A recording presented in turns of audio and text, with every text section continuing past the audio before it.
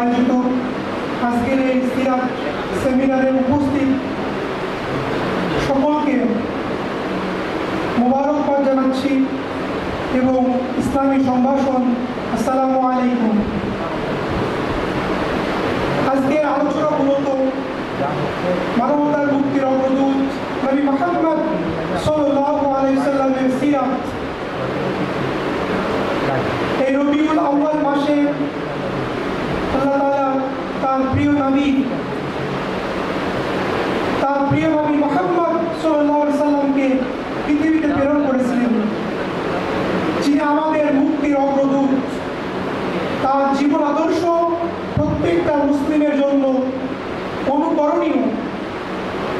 এ মর্মে আল্লাহ তাআলা সূরা আহজাবের 21 নম্বর আয়াতে বলেন, লাকাদ কানা লাকুম ফি রাসূলিল্লাহি উসওয়াতুন হাসানাহ, অবশ্যই তোমাদের জন্য অনুকরণীয় উত্তম আদর্শ নিহিত রয়েছে রাসূল মুহাম্মদ সাল্লাল্লাহু আলাইহি ওয়াসাল্লামের জীবনীতে।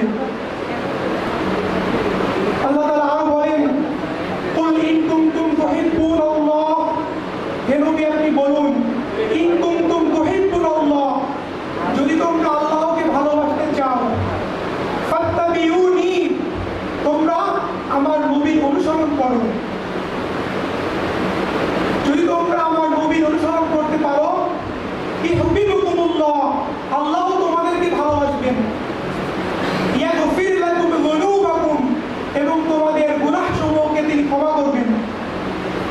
ওয়াল্লাহু গফুরুর রহিম, কিন্তু সেই আল্লাহ যিনি ক্ষমাশীল এবং পরম দয়াময়। আল্লাহ তাআলা সূরা হাশরের 7 নম্বর আয়াতের শেষ অংশে বলেন, ওয়া মা আতাকুমুর রাসূল ফাখুযুহু, রাসূল তোমাদের নিকটে যা নিয়ে এসেছেন, ফাখুযুহু, তোমরা সেটা গ্রহণ করো, তোমরা সেটাকে আঁকড়ে ধরো। ওয়া মা নাহাকুম আনহু ফান্তাহু, তিনি যা নিষেধ করেছেন তাকে তোমরা বর্জন করো।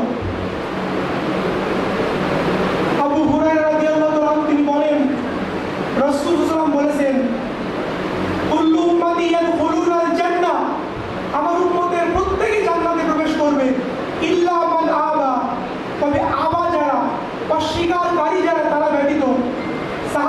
সাহাবীরা প্রশ্ন করলেন, ওয়া মা ইয়াবা ইয়া রাসূলুল্লাহ, হে আল্লাহর রাসূল, আবা কারা?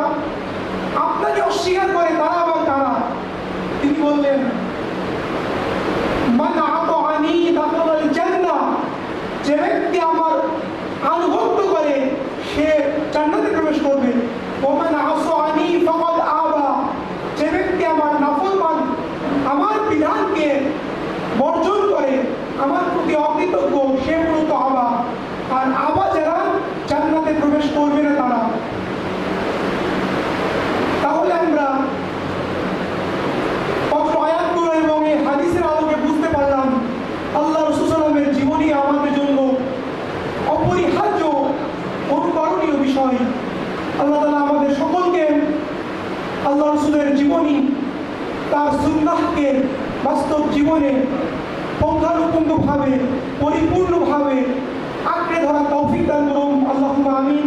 ওয়া আখিরু দাওয়ানা আলহামদুলিল্লাহ।